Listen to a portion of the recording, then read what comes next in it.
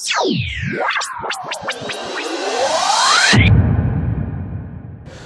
are here at Tech Open Air in Berlin 2014, and my guest is James Miner, General Manager from the South by Southwest Festival. Good to have you here, James.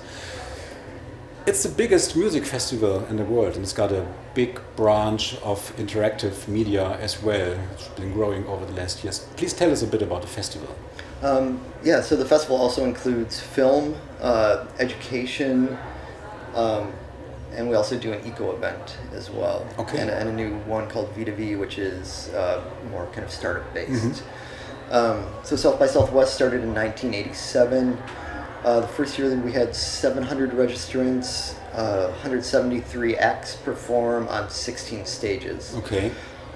And last year we had 2,371 acts perform on 111 stages, and we had approximately 2,800 registrants. So it's grown quite a bit. Which is amazing. Why do you think it was growing so rapidly? It's been growing more than any other festival in the world, of course.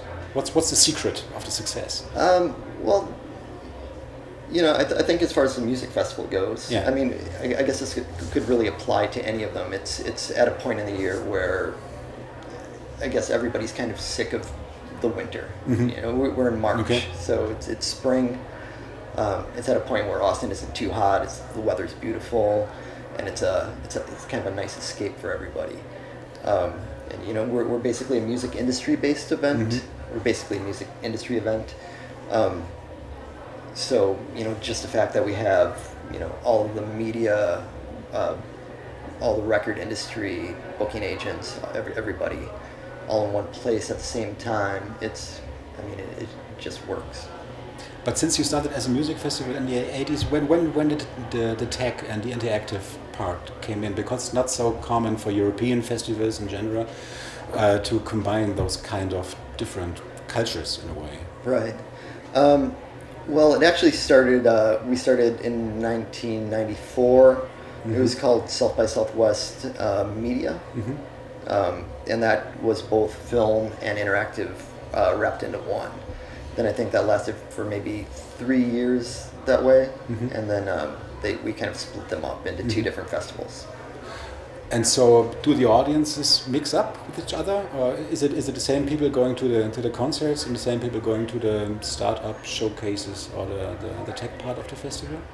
Right now, I would say that it's definitely lines are definitely blurring.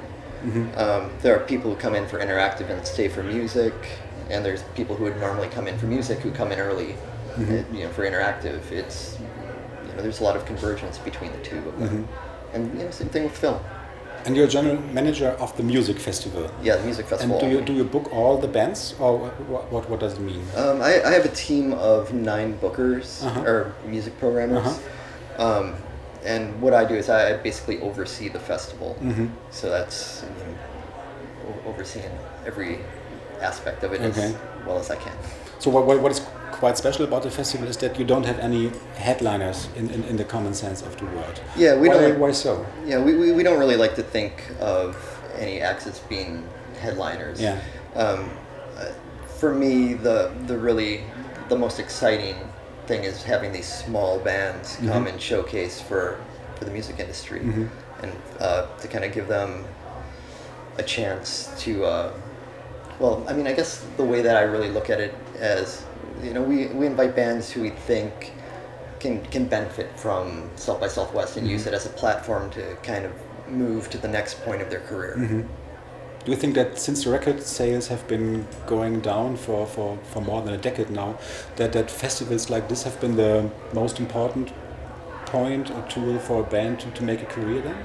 I don't think you can pinpoint it to festivals, I don't think that you can just pinpoint success of a band on a festival. There's a lot more that goes into it. The artists that we usually invite already have something happening. They've already worked up to a certain point in their career. So it's a tool to help them out. And do you have a focus on American bands or other European and Asian bands as well? Which you concentrate Yeah, on? we do have a lot of international acts perform. You do. Last year we had 553 representing 57 countries. Mm-hmm.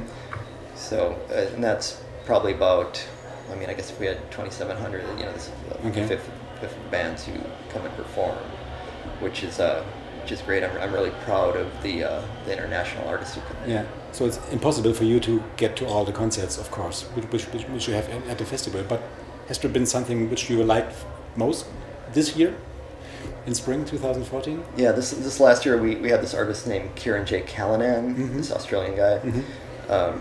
and it's amazing. Mm-hmm. He's kind of like this, almost kind of like a modern day David Bowie. Okay. It's something that you have to see. Okay.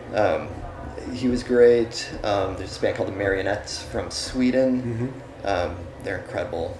Kind of like more like an Echo and the Bunnymen type Okay. thing. Kind of like big arena rock Mm-hmm. sound. There's also a ballet school from Berlin. Mm-hmm. I think that they're fantastic. Mm-hmm. Their record's coming out this year, Mm-hmm. and I think they got some good things out of South by Southwest. Since you mentioned Berlin, everybody who lives in Berlin and works in the creative industry or in the music industry considers Berlin to be the hub of international creativity. What do you think, looking from Austin, Texas to Berlin? Is it rather reasonable or rather ridiculous? I actually really love Berlin. Yeah. It's probably my favorite city in the world, and I always love coming here. Even more than Austin. It's hard to say. So I mean, perhaps I love Austin. I lived in Austin for a long time. I left and I came back. So I'm perhaps glad to be there. You should move over and get a proper festival in Berlin. We are missing one. Thank you, James, very much, and have a good time here.